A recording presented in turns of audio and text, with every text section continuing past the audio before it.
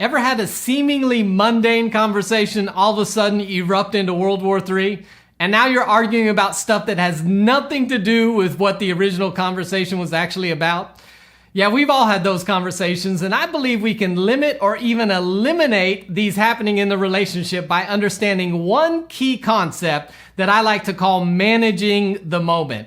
So I brought my wife along this time so she could tell you how I screwed this up the other night, and we could talk about the principle of managing the moment today on Relationshots.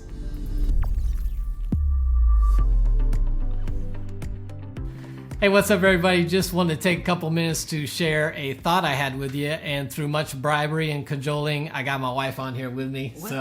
What's cajoling? She doesn't know what cajoling is. That's just simply forcing you to help me through persuasion and manipulation. That's what cajoling is. So anyway, I got her along because she's going to share how I screwed what I'm about to talk to you about up last night. So here's the idea. I want to talk about the idea of managing the moment. So oftentimes we're stuck in this season and we're spending way too much time together, and a conflict starts because one person did not manage the moment well. Here's what that looks like. If I start a conversation with my spouse, I'm starting it for a reason. If my spouse doesn't think about or recognize why I'm starting it, they may manage the moment wrong, and then things will go sideways. So when your spouse starts a conversation with you, you should be thinking about a couple questions in your head. One is, why are they engaging with me? Try to figure out what the reason is, what they're trying to get, and then how can I meet them where they're at? And so last night we had a perfect situation where Jill started a conversation with me about some frustration she had, and it didn't go well. So tell them what happened. Well, so I came to him because I was frustrated, which our biggest issue is our girls. Obviously, we have teenage girls. And I came to him with a frustration with one of them of just like, I don't understand how to get her to do what I want her to do. And instead of being supportive and helping me kind of navigate through that, he proceeded to tell me all the things that I wasn't doing and how I couldn't expect her to do these things or anything for that matter if I wasn't willing to do them myself. So needless to say, that didn't go very well. So it didn't go well. We were supposed to go on a walk, and after I butchered it, she said, why don't you just go on the walk by yourself, is how it happened. Yes. But here's what I didn't do right.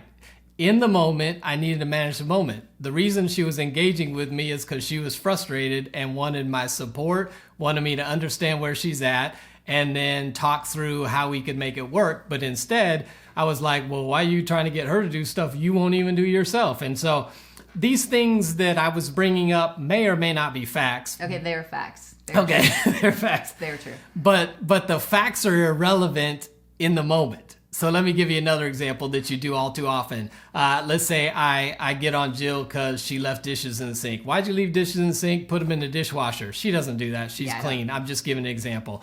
So I say, why'd you leave dishes in the dishwasher? And instead of her, if she manages the moment, she needs to understand, I'm frustrated with this, and okay, what she should say is, hey, sorry about that, I'll do a better job. But what she says in the moment instead is, why are you getting on me? I picked up 3 of your dishes yesterday.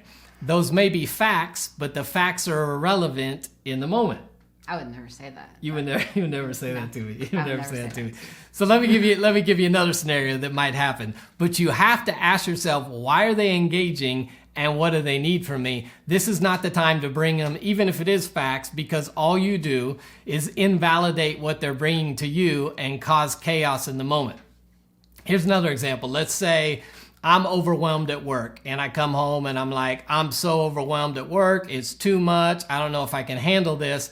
What I'm looking for in the moment from my spouse is support and concern, and her to say something like, hey, how can I help lighten your load? Correct. That's what I would want. And I always do that. Yeah, she does that lots. But what happens in marriage a lot of times is the spouse takes that opportunity to go, I told you shouldn't take this job. And well, you're the one that wanted to take this job and do all this extra work. And so they pile on. I'm just kidding. She hasn't done that. We haven't had this conversation. Other people have. Mm-hmm.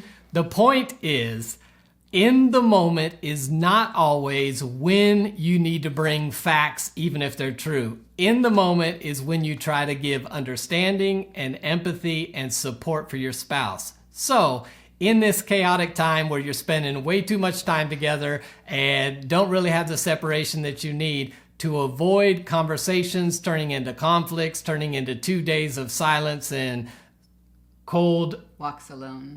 walks alone. I got my daughter to go on the walk with me, so The one that I was complaining about. that led That's to a a whole whole nother different- issue. That's a different video. The point is, as you're stuck inside and as you engage with one another, think about how am I managing the moment and ask yourself these two questions. Why are they engaging with me?